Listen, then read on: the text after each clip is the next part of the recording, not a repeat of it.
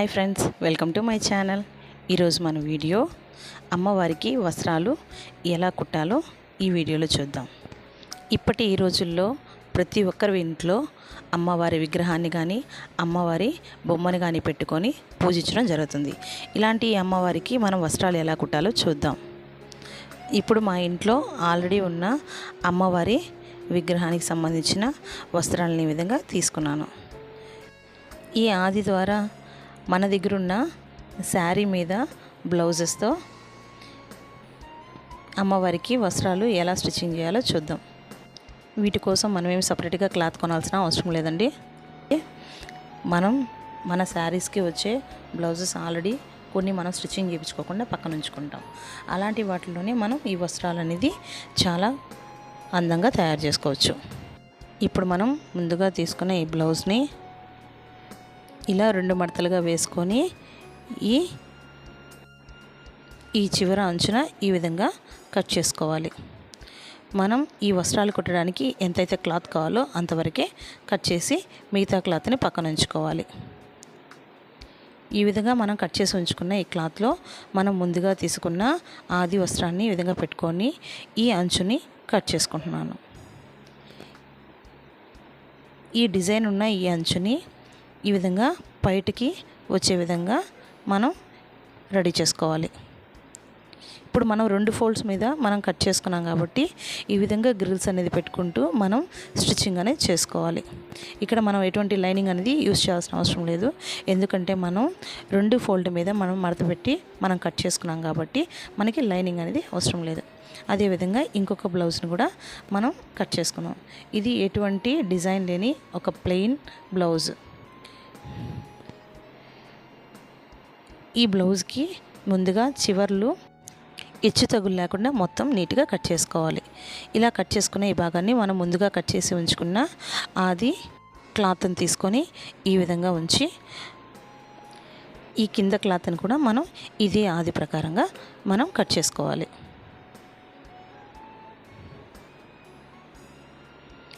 ఇప్పుడు మనం 3వ క్లాత్ని కూడా అలాగే కట్ చేసుకుందాం.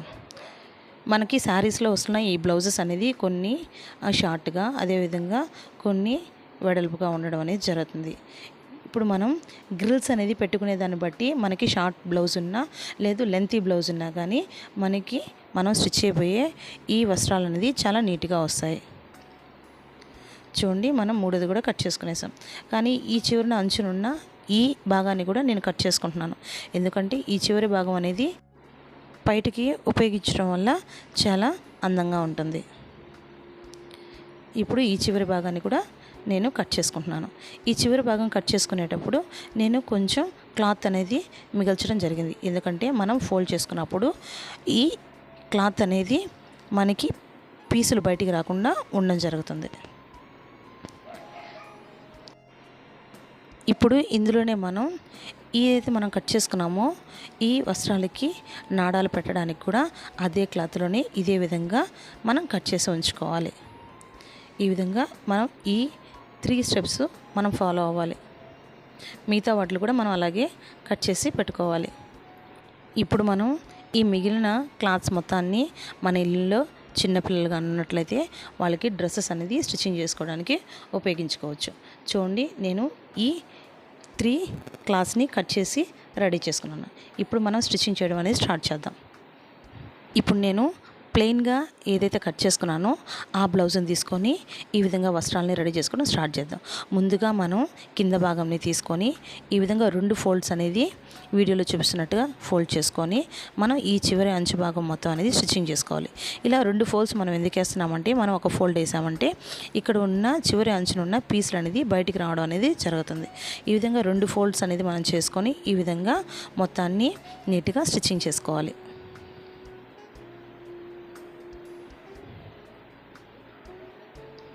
ఇలా నెమ్మదిగా మడత వేసుకుంటూ ఈ విధంగా 2 ఫోల్డ్స్ మీద మొత్తాన్ని మనం ఒకేసారి స్టిచ్చింగ్ చేసి పెట్టుకోవాలి. ఇలా మొత్తాన్ని మనం స్టిచ్చింగ్ చేసుకున్న తర్వాత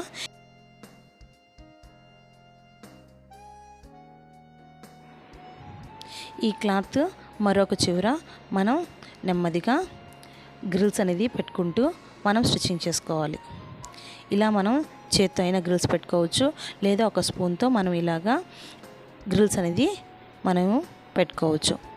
ఇలా మనం సిల్క్ క్లాత్ని ఇలా ఒక స్పూన్ తీసుకొని స్పూన్ చివరి అంచుతో మనం ఈ విధంగా క్లాత్ని నెట్టుకుంటూ మనం గ్రిల్స్ పెట్టుకోవడంలో మనం ఏదైతే మనం స్టిచ్ చేస్తున్నామో ఈ సిల్క్ క్లాత్ అనేది మనకి జారకుండా గ్రిల్స్ కూడా మనకి ఒకే సైజులో రావడం అనేది జరుగుతుంది.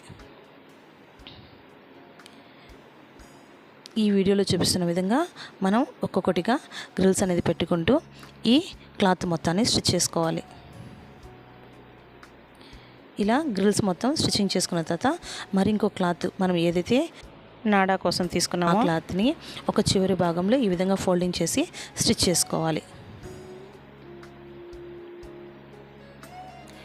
ఇలా ఒక మడత మీదే ఈ భాగం మొత్తాన్ని మనం ఒకవైపు స్టిచ్చింగ్ చేసుకోవాలి. ఇలా స్టిచ్చింగ్ చేసుకున్న తర్వాత ఇప్పుడు మనం గ్రిల్స్ పెట్టుకొని ఉంచుకునే ఈ భాగాన్ని 2 ఫోల్డ్స్గా చేసుకొని ఈ విధంగా ఈ చివరి అంచుల మొత్తాన్ని ఫోల్డ్ చేసి స్టిచ్చింగ్ చేసుకోవాలి. ఇప్పుడు నాడా కోసం మనం ముందుగా స్టిచ్ చేసి ఒక భాగం వైపు స్టిచ్ చేసి పెట్టుకునే ఈ భాగానికి ఈ విధంగా 2 ఫోల్డ్ చేసుకొని మిడిల్లో ఒక మార్క్ అనేది పెట్టుకోవాలి. అదేవిధంగా మనం గ్రిల్స్ పెట్టుకొని స్టిచ్ చేసి పెట్టుకునే దానికి కూడా మనం మార్క్ పెట్టుకోవాలి. ఇప్పుడు మనం ఈ నాడా కోసం మరొక వైపు 2 ఫోల్డింగ్స్ అనేది జాయింట్ అయ్యే విధంగా చేసి ఫోల్డ్ అనేది చేసుకోవాలి. ఇప్పుడు మనం దీన్ని ఈ విధంగా ఫోల్డ్ చేసుకొని స్టిచ్చింగ్ అనేది స్టార్ట్ చేయాలి. ఇలా కొంత భాగం స్టిచ్చింగ్ అనేది స్టార్ట్ చేసుకోవాలి. ఇలా కొంచెం దూరం స్టిచ్చింగ్ అనేది చేసిన తర్వాత మనం ముందుగా గ్రిల్స్ పెట్టుకొని సెంటర్ పెట్టుకొని ఉన్న ఈ క్లాత్ని తీసుకొని అదేవిధంగా మనం నాడా కోసం తీసుకున్న ఈ క్లాత్ని తీసుకొని ఈ రెండింటిని సెంటర్ పాయింట్ కలిసే విధంగా ఇలా ఈ వీడియోలో చూపిస్తున్న విధంగా సెంటర్ చేసుకొని మొత్తాన్ని ఫోల్డ్ చేసి స్టిచ్చింగ్ చేసుకోవాలి. ఇప్పుడు మనం పైట కోసం సపరేట్గా క్లాత్ని కట్ చేసి ఉంచుకున్నాం కాబట్టి ఈ క్లాత్ని ఈ విధంగా 2 చివర్ల అంచులు అనేది ఫోల్డ్ చేసుకొని రెండింటిని సమానంగా పెట్టుకొని ఈ వీడియోలో చూపిస్తున్న విధంగా ఈ విధంగా స్టిచ్చింగ్ అనేది చేసుకోవాలి. ఇలా ఈ మొత్తాన్ని స్టిచ్చింగ్ చేసుకున్న తర్వాత మరొక వైపు కూడా పెట్టుకొని స్టిచ్చింగ్ అనేది చేసుకోవాలి. ఇలా స్టిచ్చింగ్ చేసుకున్న తర్వాత మనం ఏదైతే గ్రిల్స్ పెట్టుకొని నాడా పెట్టుకున్నామో ఈ క్లాత్కి ఈ వీడియోలో చూపిస్తున్న విధంగా ఒక అంచున ఈ విధంగా పైట భాగాన్ని పెట్టుకొని అదే స్టిచ్చింగ్ మీద మనం స్టిచ్చింగ్ అనేది వేసుకోవాలి. అదేవిధంగా మరొక చివరిని కూడా ఈ విధంగా స్టిచ్చింగ్ అనేది వేసుకోవాలి. ఇలా మనం స్టిచ్చింగ్ వేసుకున్న తర్వాత మనకి పర్ఫెక్ట్గా మనకి ఈ విధంగా అమ్మవారి వస్త్రం అనేది రెడీ అయిపోతాయి. ఇదే విధంగా మిగతా వాటిని కూడా మనం స్టిచ్ చేసుకుందాం. ఇదే విధంగా నేను మిగతా వాటిని కూడా స్టిచ్చింగ్ చేసి పెట్టుకున్నాను. ఇప్పుడు ఈ వస్త్రాలని ఒక్కొక్కటిగా అమ్మవారికి వేసి అలంకరిద్దాం.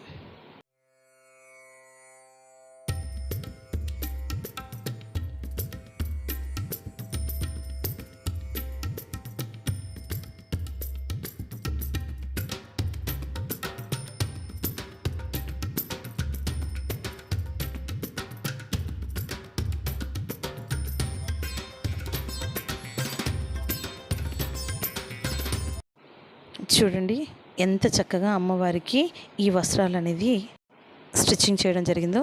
మీరు కూడా మీ ఇంట్లో ఉన్న అమ్మవారికి ఇదే విధంగా వస్త్రాలని తయారు చేయండి. మనం ప్రతి శుక్రవారం కానీ ఫెస్టివల్ అప్పుడు కానీ అమ్మవారిని ఇలా కొత్త కొత్త వస్త్రాలతో మనం చాలా అందంగా అలంకరించుకోవచ్చు. మీకు కానీ నా వీడియో కానీ నచ్చినట్లయితే ప్లీజ్ లైక్ చేసి షేర్ చేసి సబ్స్క్రైబ్ చేయండి. Thank you so much.